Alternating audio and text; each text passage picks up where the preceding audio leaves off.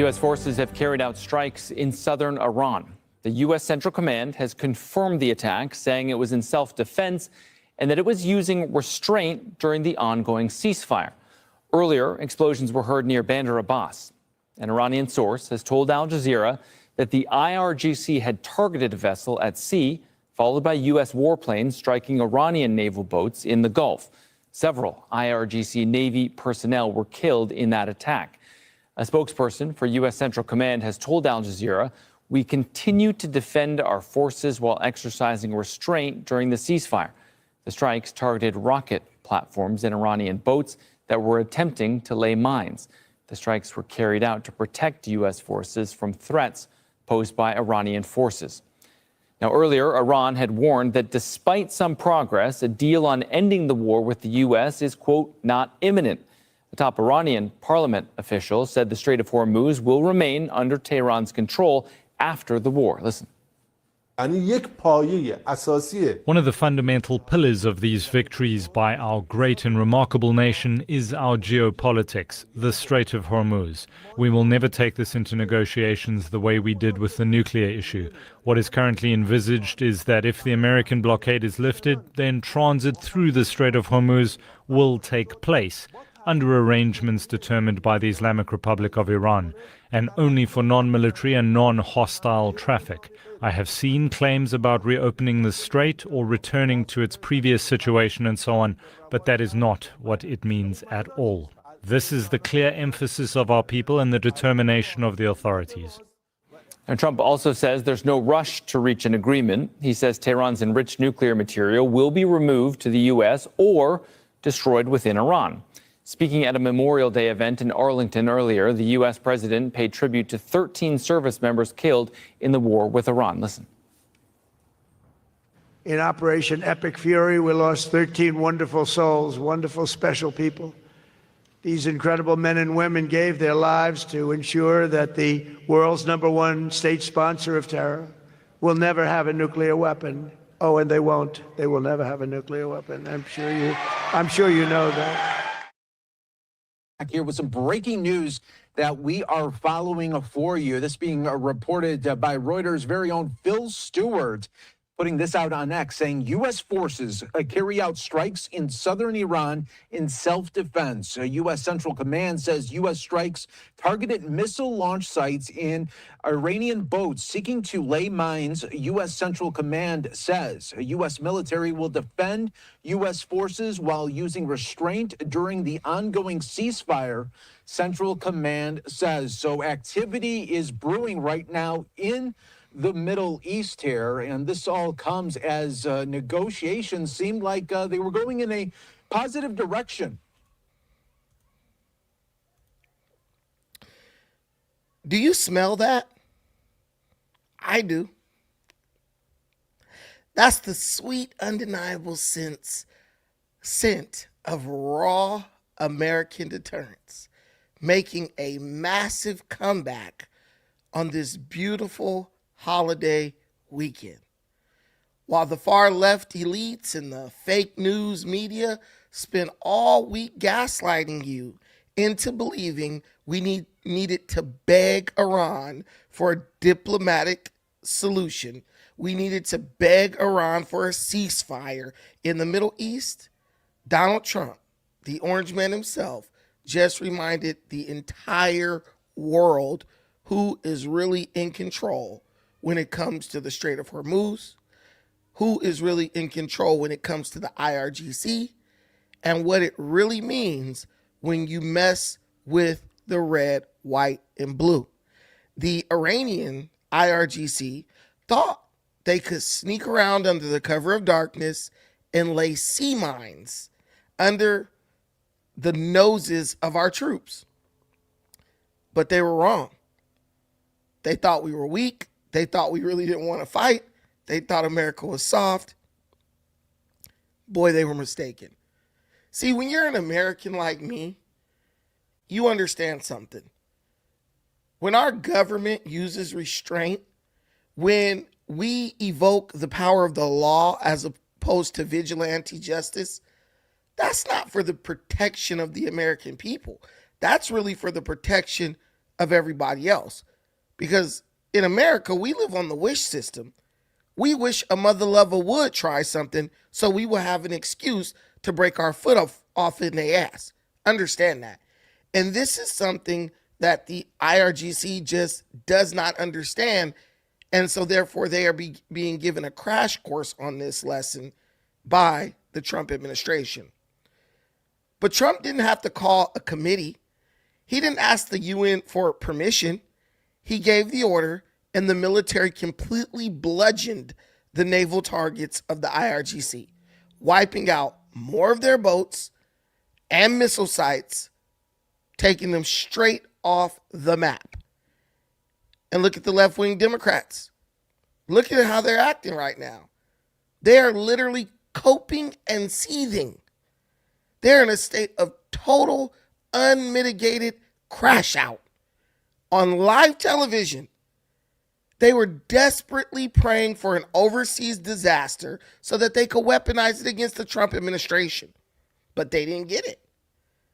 But this absolute capitulation on behalf of the IRGC in Iran just took the wind completely out of their sails. Let's be real. Iran crawling to the negotiation table isn't really diplomacy. It's really not mercy, as they keep trying to frame it.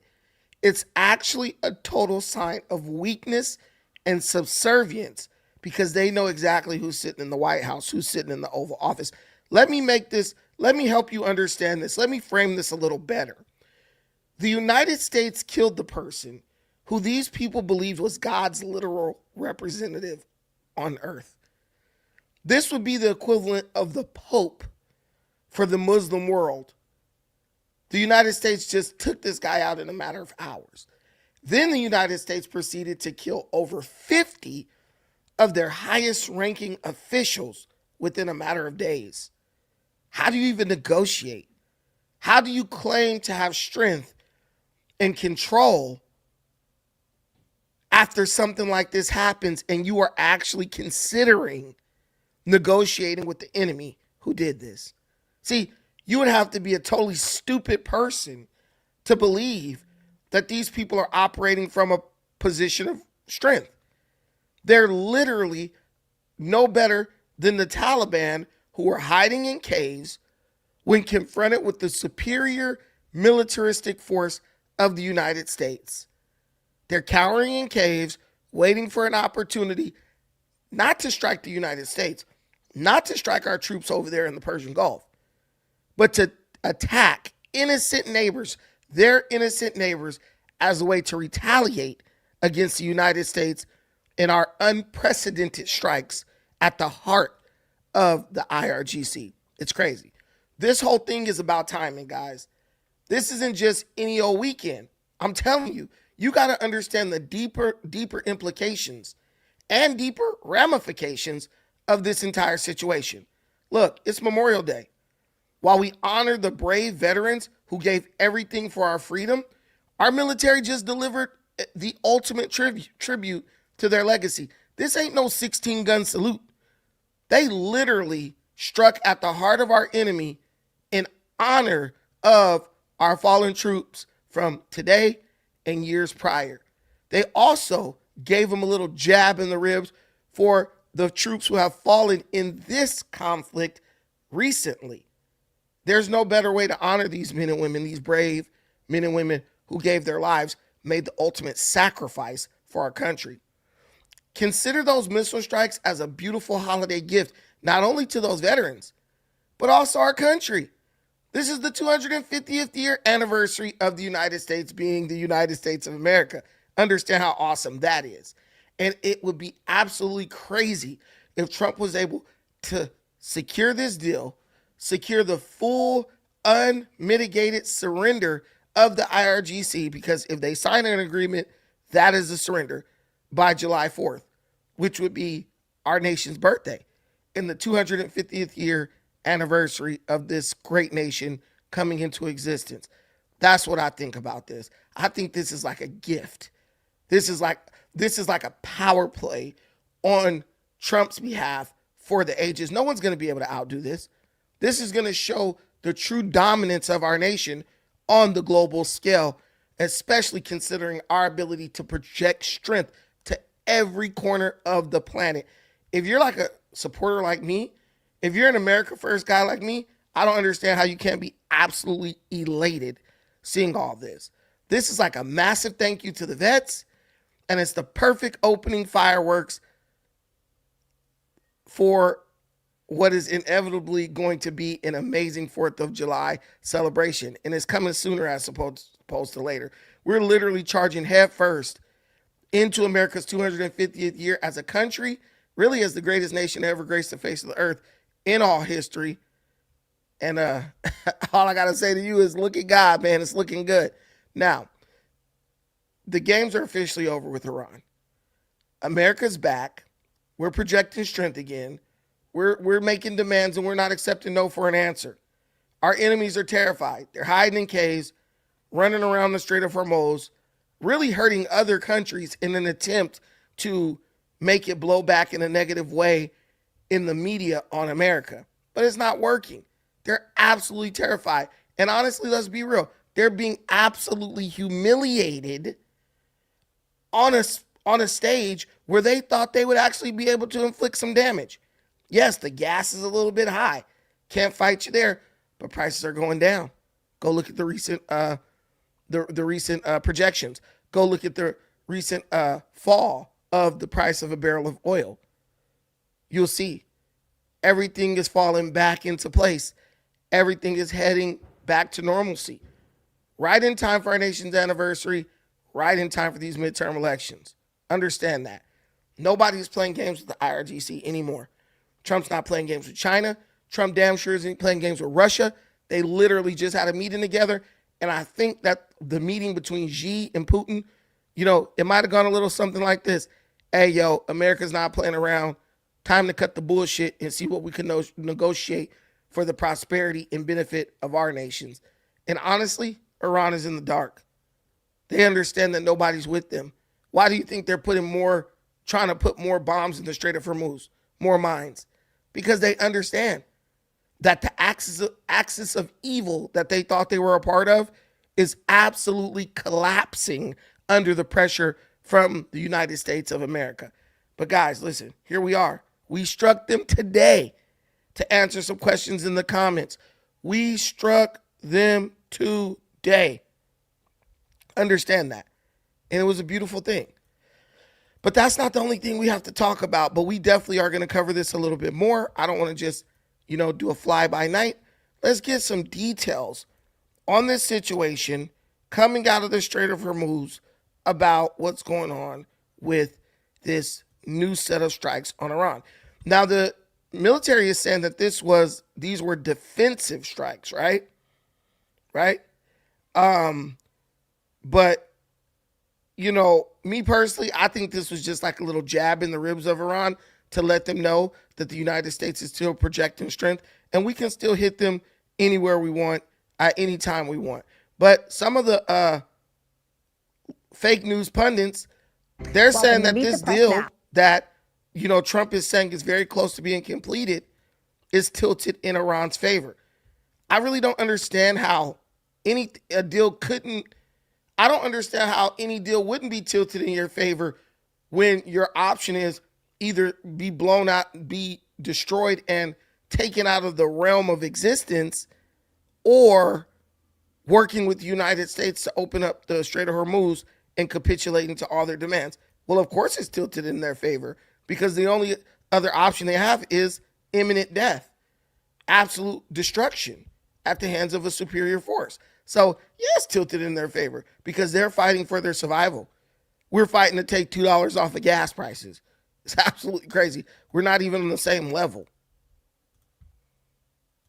Welcome to Meet the Press Now. I'm Melanie Znona in Washington, and we begin this Memorial Day with the latest developments in the war against Iran and the Come give me a clue, Jeffrey. President Trump claimed over the weekend were largely finished, but then seemingly backtracked, muddying the picture of where things stand, all while purported details of an emerging agreement have alarmed some White House allies. This morning, President Trump participated in a wreath-laying ceremony at Arlington National Cemetery at the Tomb of the Unknown Soldier in commemoration of Memorial Day. The president then delivered remarks honoring the U.S. service members who gave their lives for this country, including the 13 U.S. troops who have died during the war with Iran. This Memorial Day, we salute them, we exalt them, and we thank them for all that we have and for all that they gave. They gave everything. In Operation Epic Fury, we lost 13 wonderful souls, wonderful, special people. These incredible men and women gave their lives to ensure that the world's #1 state sponsor of terror will never have a nuclear weapon. Oh, and they won't. They will never have a nuclear weapon. I'm sure you know that. It comes after the president spent the weekend at the White House trying to push a deal with Iran over the finish line while providing updates via social media. On Saturday, saying an agreement has been largely negotiated, subject to finalization between the U.S. and Iran, the details of which would be announced shortly. Then Sunday morning, saying negotiations are proceeding in an orderly and constructive manner, but adding that he will not rush into a deal. But by Sunday evening, posting if he makes a deal with Iran, it will be, quote, good and proper, and then going on to say the deal isn't even fully negotiated yet. And this morning saying it will only be a great deal for all or no deal at all, while also demanding Gulf countries sign on to a separate deal to normalize relations with Israel. Speaking during a joint press conference in India yesterday, Secretary of State Marco Rubio said significant progress was being made, while reiterating the administration's red line. The ultimate goal is that Iran can never have a nuclear weapon. Iran can never possess a nuclear weapon. The president has been clear about that. They will never possess a nuclear weapon, certainly not as long as Donald Trump is president of the United States. And it will require some future work on negotiating the details. When you're talking about a nuclear program, as an example, these are highly technical matters and ones that would probably need to be addressed over some period of time. Today, Iran is also making clear its red lines, saying any agreement to end the war must include the release of billions of dollars of Iran's frozen assets, the lifting of the U.S. naval blockade, and the end of the war between Israel and Lebanon. Tehran also making no commitments about its nuclear program or its stockpiles of highly enriched uranium. Oil prices, however, are rapidly falling on renewed hopes for a deal to reopen the Strait of Hormuz. Right now, prices per barrel are at $90, down from around $105 just a few days ago. So like I just told you, the price of oil is down. So you should see a dip in your gas prices. Pretty much, in my opinion, Trump has the markets totally in his control. Whatever he says, they believe it and they react to it. That's why I keep telling you guys, stop listening to the low information internet conspiracy guy. Listen, follow the money. The money's going to tell you what's happening better than anything, better than your feelings or your grandma or whoever's watching CNN. Listen, a deal is getting close to being made. We knew this wasn't going to be something that was going to happen overnight. But honestly, if you had told me that this was going to only take about 3 to 4 months, I would have been totally fine with that. Because there's a threat that needed to be addressed.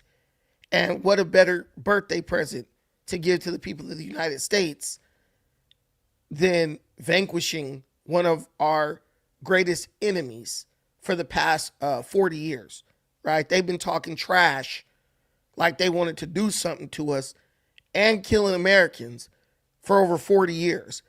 And I love the fact that Trump is addressing this head on. And all the doomers and the black pill guys and the haters, let them say whatever they want to say. Let them say whatever they're going to say because they're just idiots. These are people who have no control over their own lives, so they don't believe anything is possible, man. So they wake up every morning trying to ruin everybody's day because their life didn't, go according to the plans or lack thereof that they made for themselves. But guys, it's a beautiful day. I love the fact that he hit him again on Memorial Day. That doesn't bother me at all. That doesn't upset me at all. But let's finish listening about this oil. Joining me now is NBC News Chief White House Correspondent Garrett Haake. NBC News international correspondent Raf Sanchez is in Doha. And also with me is NBC News business and economy reporter Ali Canal. Thank you all so much for joining us on this Memorial Day. Garrett, I do want to start with you over at the White House. Are we getting any clarity on what is in the deal with Iran and just how close the two sides are to a final deal? Well, Nell, to hear the Secretary of State. And let me tell you something. We don't need to listen to this jerk. Let me tell you something. Also, the Iranian diplomats just landed in Qatar, right? They are going to negotiate. I think it's, where are they negotiating, guys? Where are they doing it? I think it's Qatar. I could be wrong, though, and I don't want to be wrong. Where are U.S.-Iranian negotiations taking place?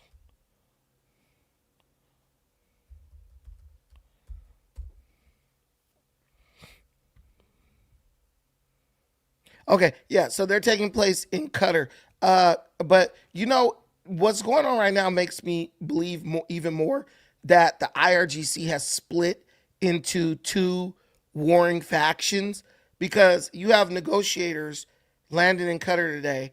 Then you have the Iranians trying to lay mines in the Strait.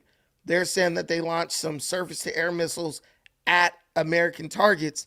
And it's like, what country would attack, you know, an enemy while their negotiators are sitting across the table from them?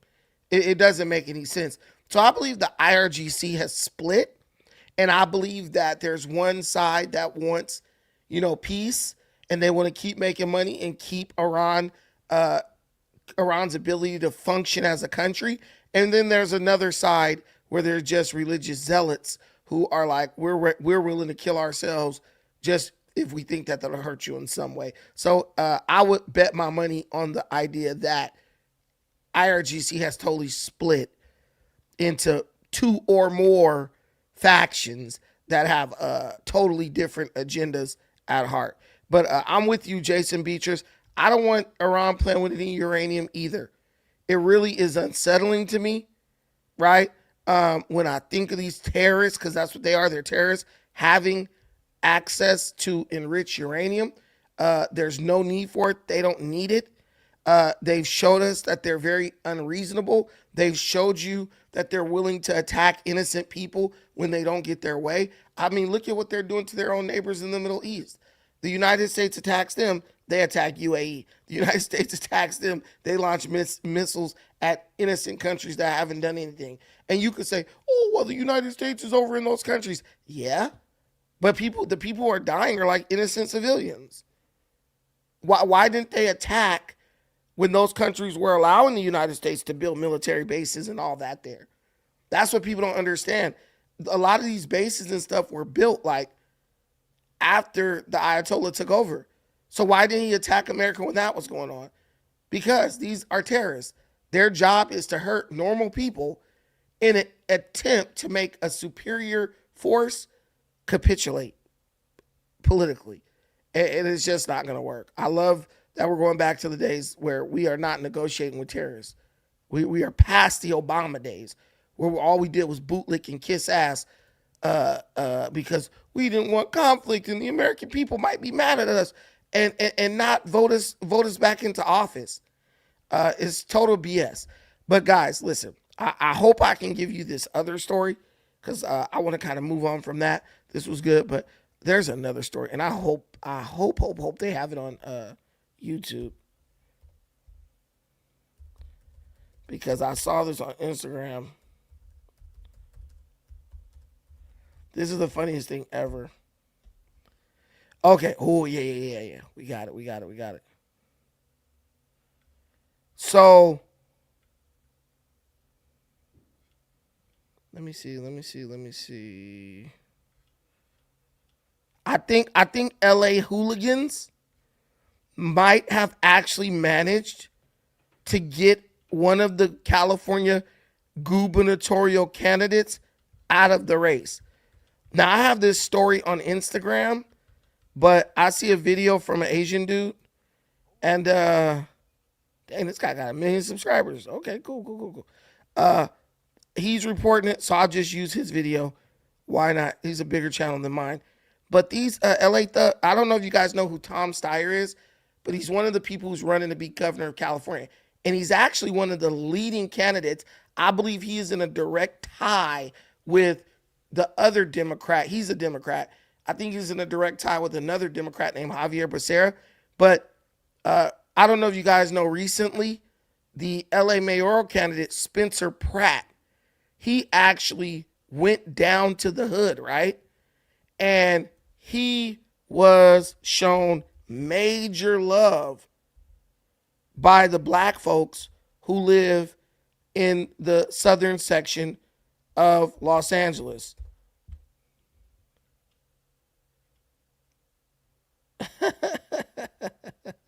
This is so crazy because people really didn't believe that this was possible. But Spencer Pratt, he goes to the cookout, and he's absolutely welcomed by the people down in that area. And I don't really want to use, let me see, I'm trying to get a better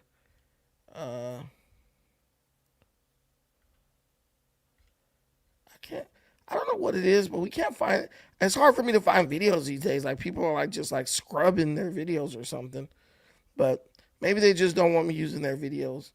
Like, Brandon, you're such an asshole. Let me see. Is this it right here? Oh, right here. Cool, cool. So Spencer Pratt goes to the hood. I got it right here. Let me pull it up for you. Well, instead of attending the... All right, here we go. Cool, cool, cool, cool.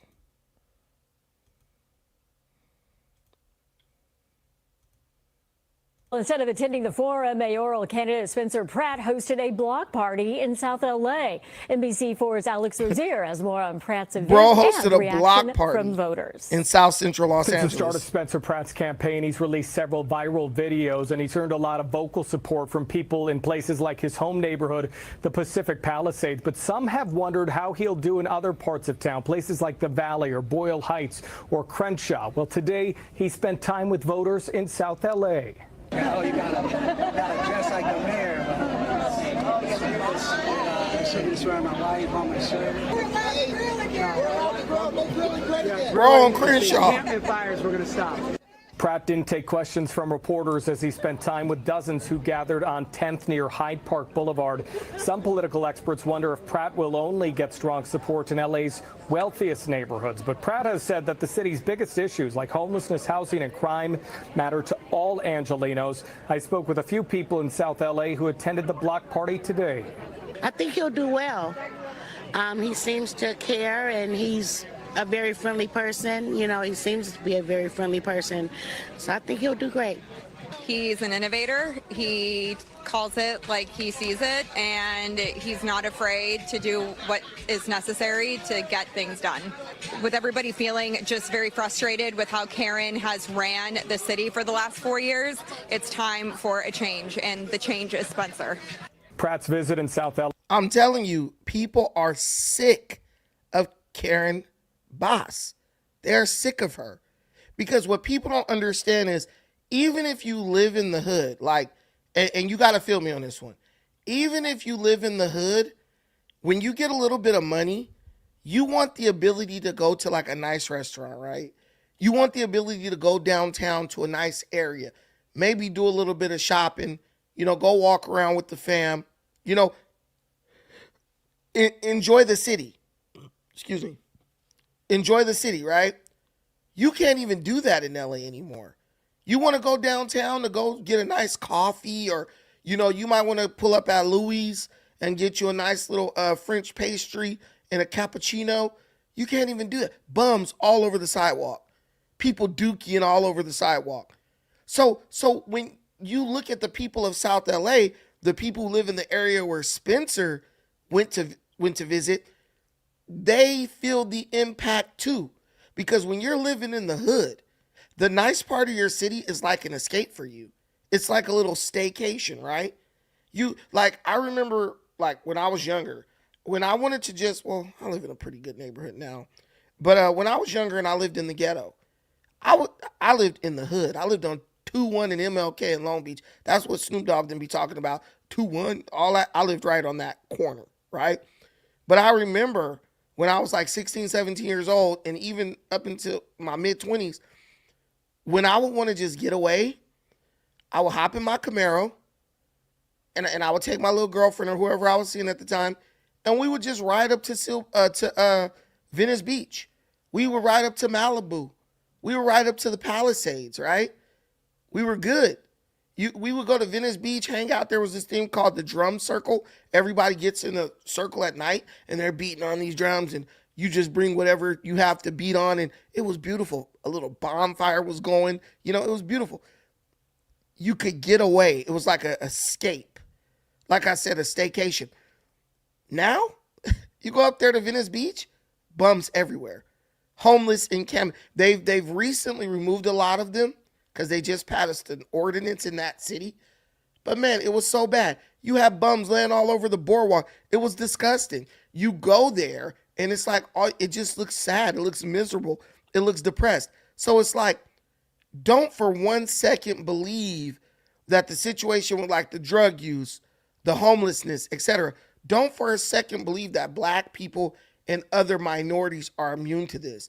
They're robbing us of our quality of life in these cities as well. I don't want to leave the hood where I risk getting shot and killed every day and then go to the area that I used to be able to go to where I felt like I could relax and, unwind. And now I got all these crazy homeless people trying to attack me and key my car and flatten my tires and all this stuff. I used to really love this restaurant called Cole's French dip sandwiches right on Spring Street in downtown LA. I used to go there late at night. I would go there at 1 o'clock in the morning, 2 o'clock in the morning with my lady, right? It was a beautiful romantic situation. Very dark, almost so dark you couldn't even see your hand in front of.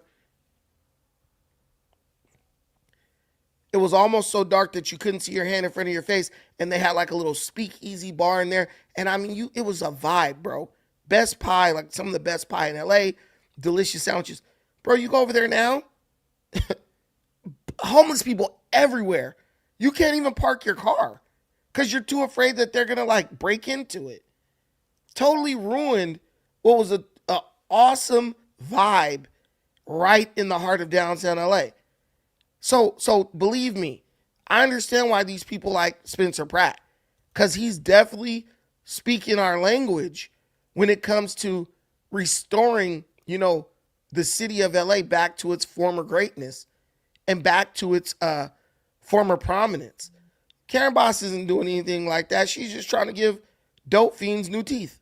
Came just hours after President Trump weighed in on his candidacy, and it appeared that the president gave Pratt a bit of an endorsement. I'd like to see him do well. He's a character. I don't know him. I assume he probably supports me. Does he support me? I think so, yeah. I heard he does. I heard he's a big MAGA person. He's doing well. I'm going to tell you, Trump needs to just shut the hell up about all California politics. Like, people say, I don't criticize Trump. I do criticize Trump. Donald Trump needs to shut the hell up about all California politics because his endorsement is like cancer, okay? Take Donald Trump's endorsement and multiply that by cancer. If you're endorsed by this dude, it's almost for sure. It's almost certain that you are not getting elected in California. Bro needs to just shut up, support these people, behind the scenes. Send them some money, bro. Send them some money, okay? And don't mention them in public forum. Because these crazy California people where I live, they hear Trump and they're automatically like, nope, I'm not supporting that person. Whether you call that an endorsement or not, a big question tonight is, would a President Trump endorsement hurt or help Pratt's campaign, especially in a very Democratic city like Los Angeles? A lot of big questions, several unknowns as we get closer to the mayoral primary on June 2nd. I'm telling you, there are really no unknowns. They keep this narrative going, oh my God, no one knows what's going to happen. Listen, first and foremost, this is just a primary.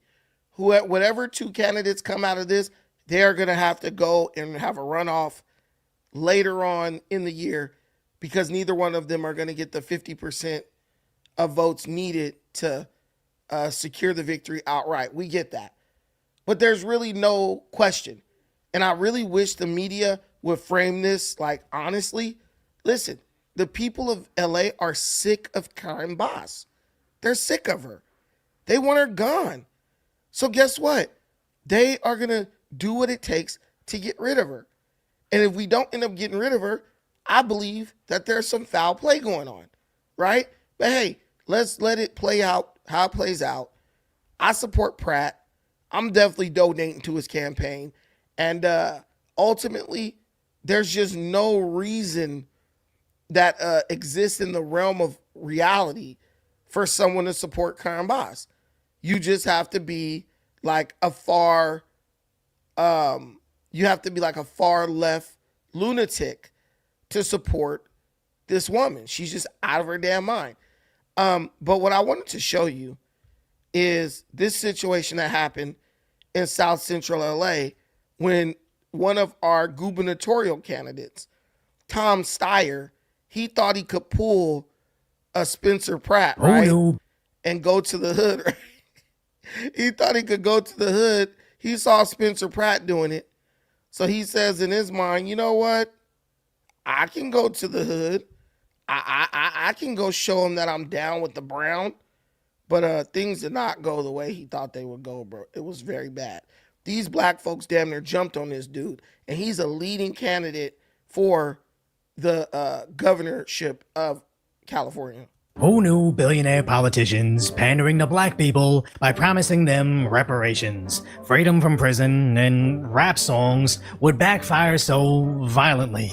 Don't put your mother. You gotta let him go.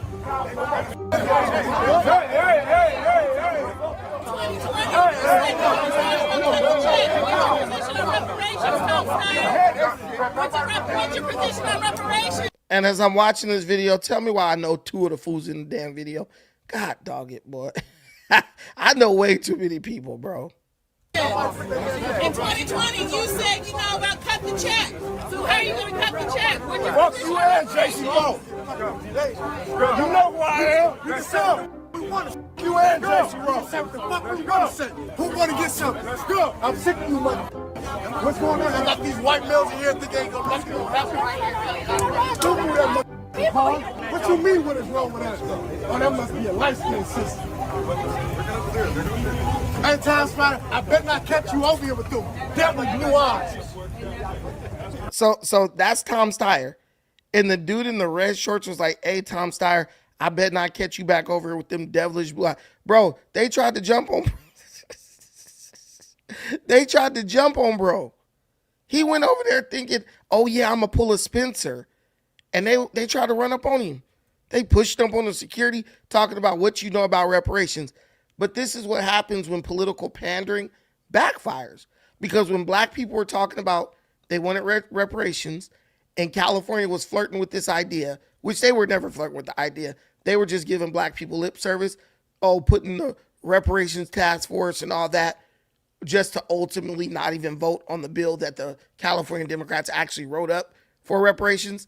See, they thought that was going to be enough to secure the loyalty of black people for the next several years, right? While they focused and gave resources to the criminal, illegal Hispanic immigrants, right? But black people never forgot that. This reparations thing, it really seems like it's not going to go away. These ignorant fools is bringing that up every second, and they are getting increasingly more violent regarding these reparations. There is nothing that a Negro will fight for harder than the idea of some free money. I bet not catch you over here, Tom Snyder. Yeah, I don't think he's bought his vote, but I don't feel bad for Tom, as he's just getting a tiny taste of what ordinary Americans feel in unsafe areas like LA. And as he's campaigned on putting the police in prison, he should see the consequences of exactly that, as the mob pulling a blade on his motorcade were demanding reparations, to which Tom has explicitly promised to the Black Ecosystem Forum. I was the only candidate who loudly and repeatedly championed reparations. And I did that because it seems very clear, and I think the people who've spoken before me have said it very clearly, that in fact, this is what is legally due for generations of structural racism and mistreatment. But even worse, he's promised to free them from prison. Where we've worked to get rid of sentence enhancements. And in addition, we have worked really hard for the whole concept of rehabilitative justice. So the idea of pretrial diversion programs, I'm totally behind. I'm totally behind getting rid of the whole concept of life without parole. Anyway, so it's backfiring on him. See, he was saying it years ago because that's the type of politician Tom Steyer is. Man, just promise him the world, but you don't ever actually have to deliver. Instead of delivering reparations, Tom Steyer's like, but I gave you juvenile. I don't know if you guys know that at one of his little campaign rallies, he had juvenile come perform. In Tom Steyer's mind, reparations is the equivalent of a juvenile performance. Well, I gave them representation. I put a black person on stage with me and I was bouncing up and down like I understood what he was saying. And for him, that's where it ends. But see, now these politicians are realizing, wait a minute. These black folks got the internet now. The Negroes then got the internet now. So they are able to track what we are doing in real time. And when Tom got on that debate stage and he never brought up reparations at all, those black folks took a mental note and was like, if we ever see that fool in the hood, if we ever see him around here, we gonna go see about bro. And it's so funny because Tom Steyer is one of the candidates who's always trying to take shots at the police and law enforcement. But let me tell you something. By the looks of that video, bro was looking like he was about to need law enforcement. They were not playing with this dude. They were pushing up on this dude's motorcade ready to put hands and feet on bro. Pain ever, as back in 2020, he thought he could gain black support through rap.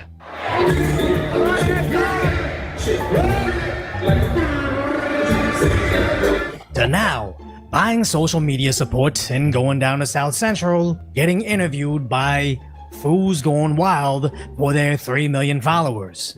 We got candidate for governor of California, Mr. Tom Steyer. What's cracking, Tom? Well, it's getting close to election time, Mr. E. And I gotta say, it's gonna be a big fight. Yeah, no. Guys, look at this idiot. Look at this guy rolling around with a Mexican thug in LA trying to be like, I get him going on Fools Gone Wild because the only population that will even remotely benefit from what Tom Steyer is doing or wants to do is the Hispanic community. I mean, shit, what do they care if Tom Steyer raises taxes? Most of them don't even pay. Most of the illegals, they don't even pay taxes. You think they're paying taxes on these burrito stands that don't even have a health rating from the health inspector? They ain't paying taxes on that shit. You think they're paying taxes on the elote cart, the damn corn lady pushing the cart, or the hot dogs that they're selling outside of the crypto center? No. So when Democrats come in and say, hey, all we want to do is raise more taxes, you know, illegal Hispanics and the legal Hispanics who support them, they don't care. They operate a whole black market that is totally exempt from taxation.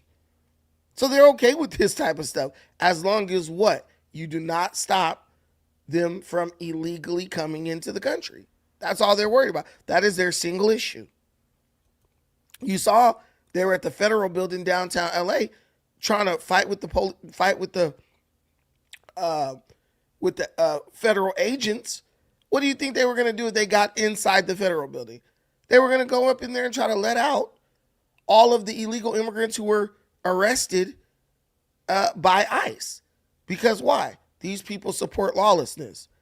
They are in the Hispanic community in Los Angeles, a large part of it, and the Democrat Party are in lockstep as supporters of lawlessness and crime.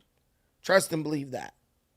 I gotta say, it's gonna be a big fight. Yeah, nobody's getting their politics from a feed that looks like this. But again, this just shows Steyer has a fundamental misunderstanding of people. as apparently he's plugged over $190 million into his campaign targeting Gen Z voters, giving $75,000 to Fools Gone Wild and the Shade Room. Also, they can post how the Black Women's Collective has endorsed Steyer over his promises over reparations, only for the comments to be filled with their hate for him. And even though some accounts have accepted the money, he's apparently offering $10 per positive video about him, to which some influencers refuse to sell out as they're nearly word-for-word scripts, with zero disclosure to their followers. We've seen this same failed playbook during the presidential campaign, like when Kamala went on a basketball podcast to talk black and repeat that whole Doritos line again. But that's just what happens when the Democrats have become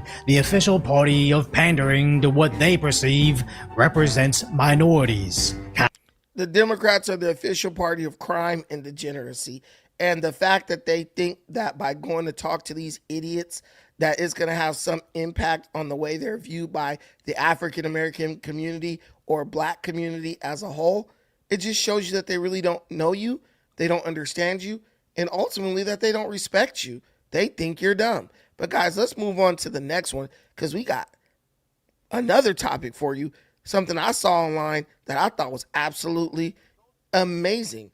You have a black MAGA supporter on the James Klug channel. If you don't know who James Klug is, go and subscribe to his channel. Really good reporter on the street. He's on the beat.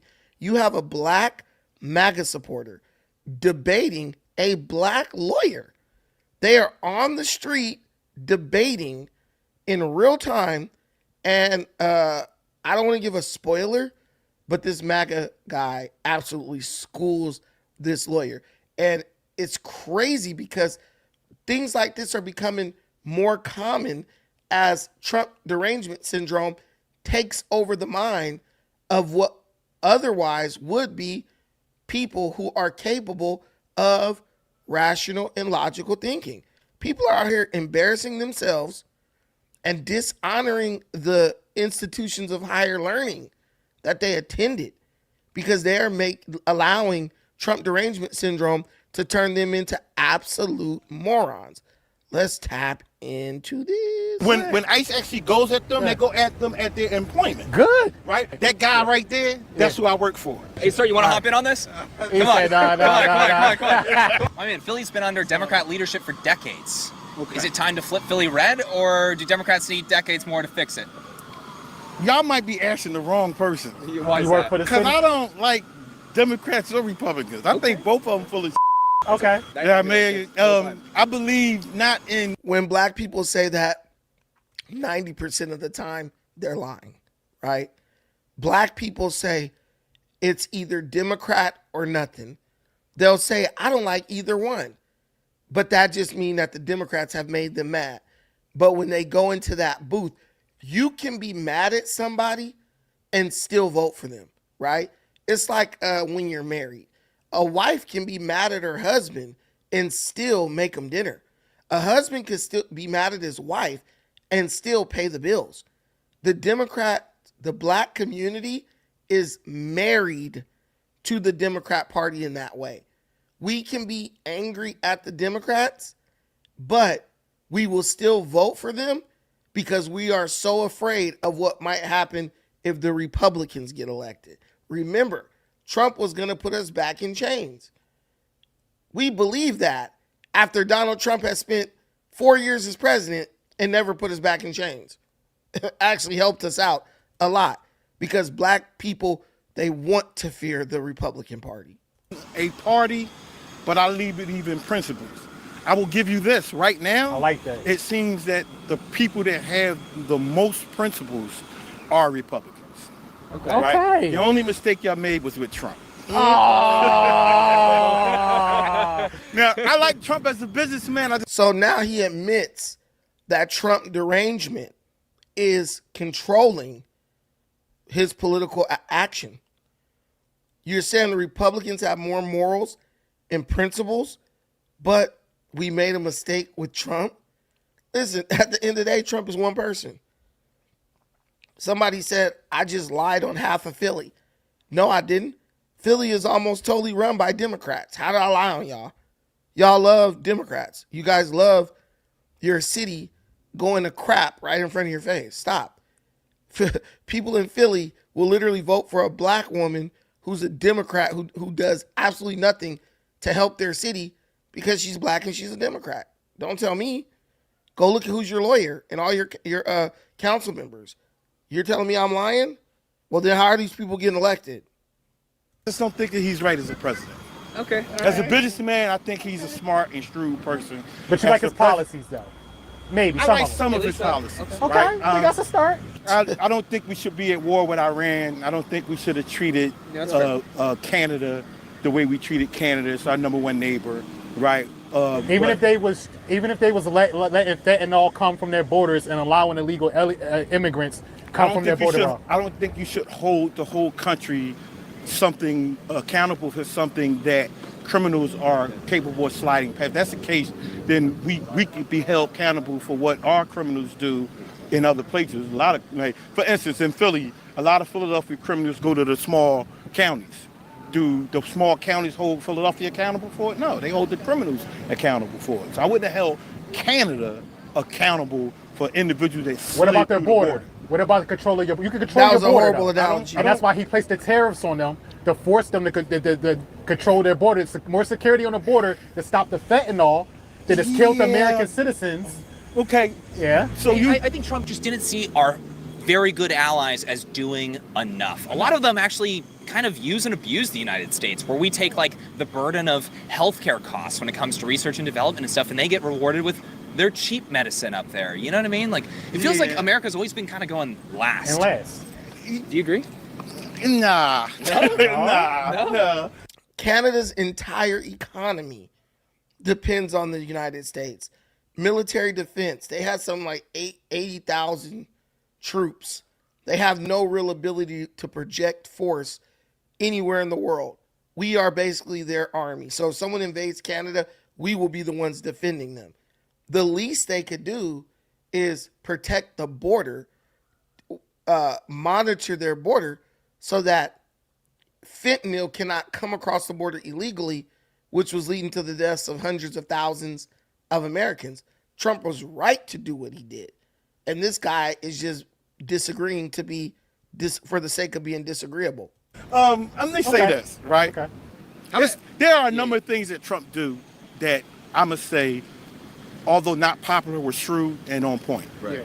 So I'm not saying everything he did was wrong in basics. Yeah. Definitely not going to say that. You can't say everything. But there are some things, there are certain decisions that he made that shows he's not a seasoned politician.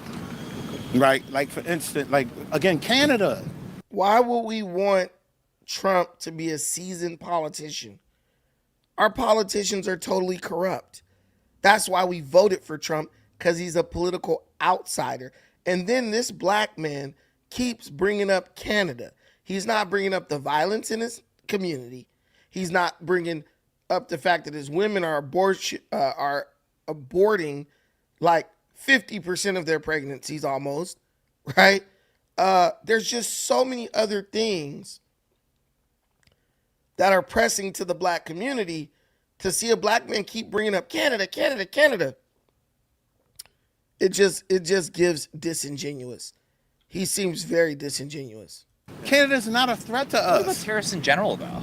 I mean, I believe in some terrorists. I can't say I don't believe in all terrorists. I definitely believe in some terrorists. I believe there's some terrorists that he did was on point. I believe some terrorists he did was a little overreaching. But again, that's the president's prerogative. The primary reason why they're doing tariffs, I would say there's a bunch of reasons. Right. But there's primary reasons, and a lot of that is based off of rebuilding industry in the United States. A big problem that we've had is a lot of our industry has shipped overseas, China, Mexico, etc.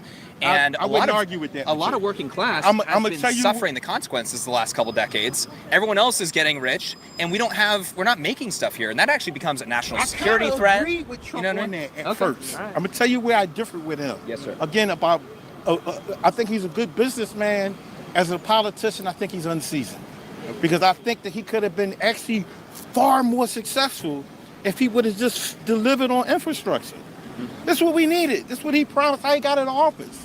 That's how he got in office the second time. Yeah. Literally fulfill your promise in dealing with the infrastructure. It's like right now in Philly, what's the number one thing inside of Philly that almost everybody complain about? Not criminal justice, not the family court, the streets.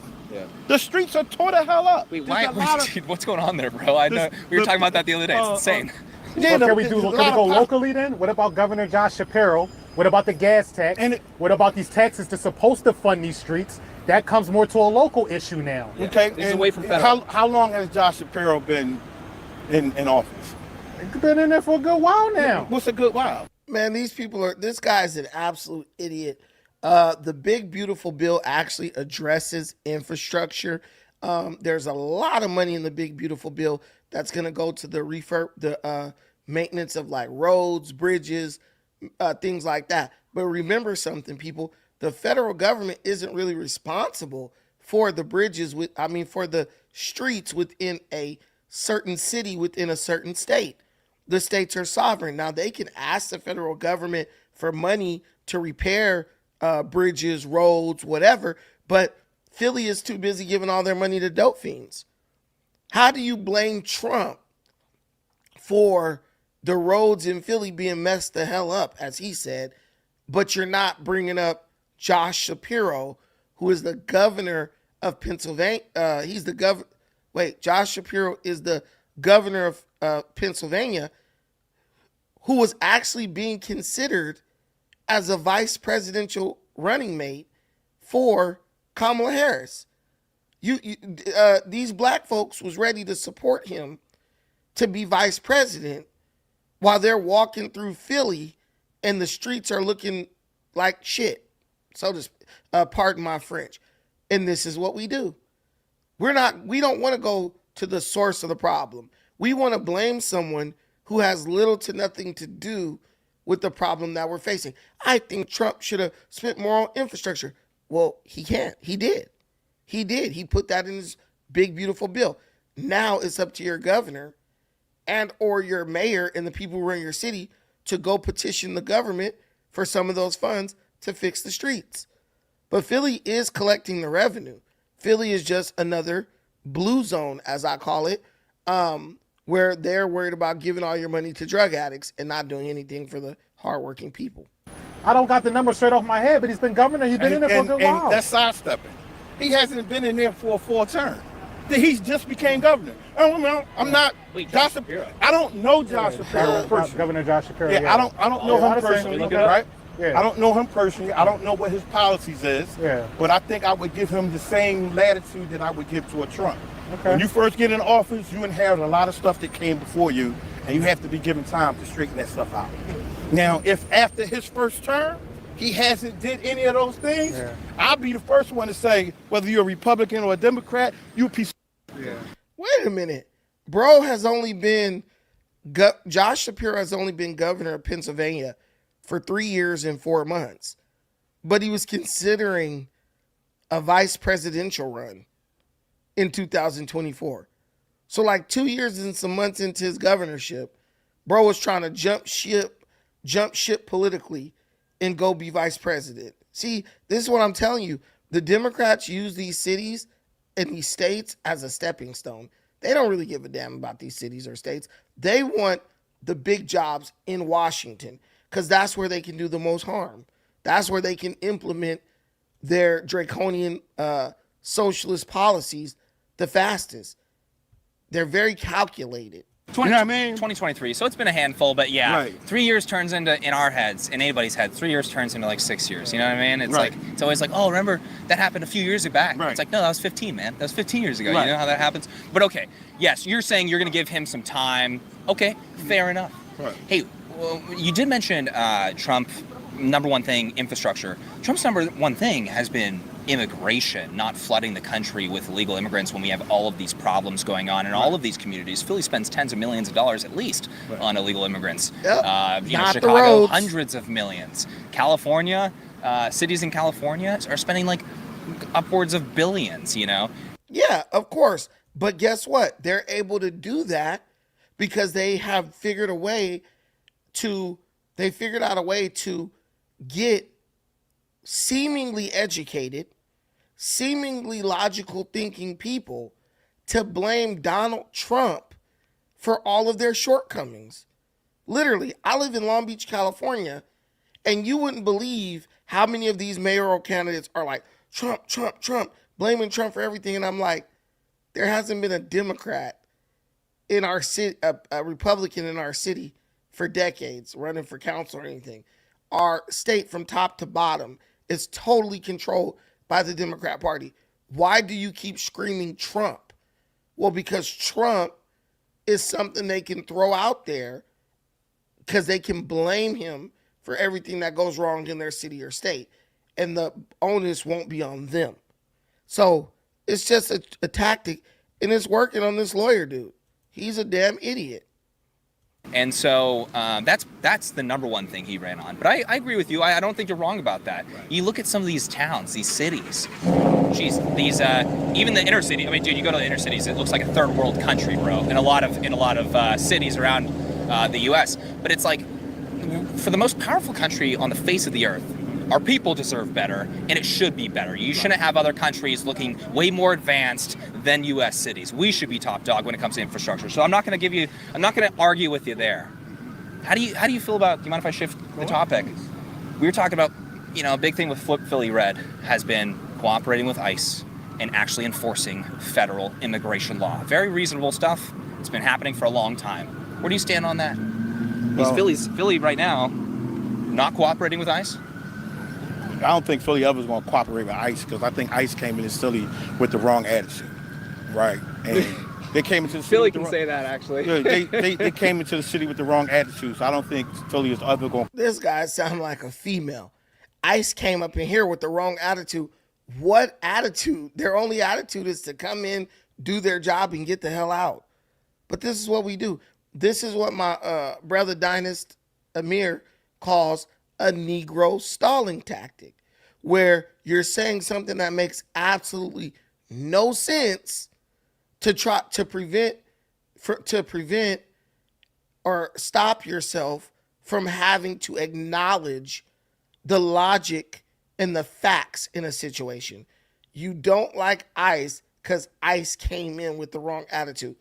Please explain to me, what attitude does a federal agency have when they come into a city? They're just there to do their job. And if you confront them, while they're trying to do their job, then you're going to have a problem on your hands. So what attitude did they have that was all wrong? Jumps92 said Philly is a disgusting, filthy city. That's wild, man. And the people just accept it. Oh, why? Because Trump did it. Cooperate with ICE. How should they have come? Like party poppers and flowers? So for one, what constitutes an illegal alien? Right. Somebody that violated 8 U.S. Code 1325. You cross the border, it's a federal crime. So you cross that border illegally. Mind you, this man's a lawyer. So you're talking about somebody who came in this country because they were seeking a new life or trying to escape from persecution. It's a proper way to do that. No, that's not what I asked. Yeah. I understand. In these people's logic, if you're seeking a new life, you should be able to just come into the United States whenever you want to. Don't you understand that would be like 99% of the world? Hey, I'm seeking a new life. I can just go into the United States with no regard to their borders. These guys are dumb. Toxic empathy mixed with pure, unadulterated ignorance. What your position is, I'm asking you, is there a difference between a person who's seeking refuge in this country, right, by any means necessary, and not becoming a threat to the country, and a person who's coming into this country for the purposes of continuing a criminal organization? So if you're trying to stop those type of people from coming to the country, I don't think anybody in Philly would have a problem with you. But when you're trying to stop people who are living in this society and in this city, who has came here because they was trying to escape political persecution and anything that was happening inside the and they haven't been a problem here at all, I don't think Philly is going to actually support you in helping them. I know I won't. When it comes to asylum, the overwhelming majority are economic asylees. They're just coming here for money. right? They're not coming here because their government's persecuting them. If they are, they can actually legally apply for asylum. I think it's a case-by-case basis. But really quick, we have a legal route to come into this country, and that includes vetting, that includes adopting and embracing the American way of life, that is to preserve this nation for future generations to enjoy. So when you're talking about that, there are legit ways to come here, and the non-legit way is coming here unvetted because we don't know who you are, and so we can't physically differentiate between those two people that you're talking about. Okay. Unless they do it the legal way. Okay. Fair? You have a point, but I'm gonna tell you what's also fair. No, see, and this is why when black people talk about, back in the day when you say, we need our own country, we need our own towns, we need this and that. This is why I knew that something like that would end in disaster for black people, because black people, too many black people, have zero respect for the law. This guy is a freaking lawyer, and he's doing everything he can in this country. He's willing to make a fool out of himself instead of stand up for what's right. Stand up and defend the laws that he took an oath to respect and uphold, because lawyers take an oath to do that as well. He's so concerned about what's happening with a criminal alien migrant from South America that he's willing to undermine the laws of his own country to his own detriment. Because as we know with those illegal immigrants, they were coming right up in black communities. But do you understand that the biggest issue with the black community in America is not that you don't have like hardworking men and women who want a better life and they want to live in peaceful neighborhoods. Excuse me. The black community is one of the only communities where people who are successful professionals will openly and loudly defend criminality and criminal degeneracy. That's what he's doing. He is a lawyer. He clearly has passed the bar. He works in the courthouse, and he's telling these two gentlemen, the law don't mean shit. If an illegal alien wants to come over here, they should have free reign to come all up and through this mother lover so that they can get what they want at your expense. The guy's just a total buffoon. He's a total idiot. Yeah, yes, sir. Would it be also fair to say that the only people who should be suspected of that are Latino, Haitian, and Arab, or they're not also Russian, Azerbaijan, and other individuals who fit that mode of coming here from other countries, and they even might have slipped in here in the same fashion. But they're all criminals. In fact, I can pull up an example of Philly. There was actually a guy from Russia that was on a terror watch list that got deported a handful of months ago. You can pull up a guy. Well, I was just giving you an anecdote. But the numbers are to the people from South America. They're from the. Man, it doesn't matter. He's pulling up a guy. If the guy is a damn terrorist, the guy has the potential to hurt thousands of people if he, builds a bomb or something like that. See, this is what I'm telling you. The black land, black utopia, it ain't gonna work, because black folks at our core, we are some arbitrary and selective-minded Negroes.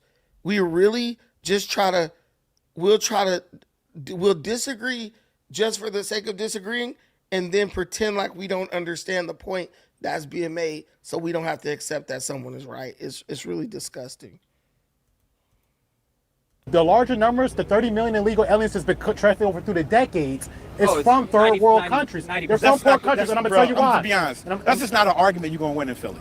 But that's true. You can make the argument, but that's not an argument when you're putting them on welfare, because that's how, it's easy to lock every city and every state blue when you're you can't have open borders and have a welfare state. Yeah. You're getting people in here that needs resources. They need medical, they need housing, most they of the need people food. that's here that's illegal aren't on welfare.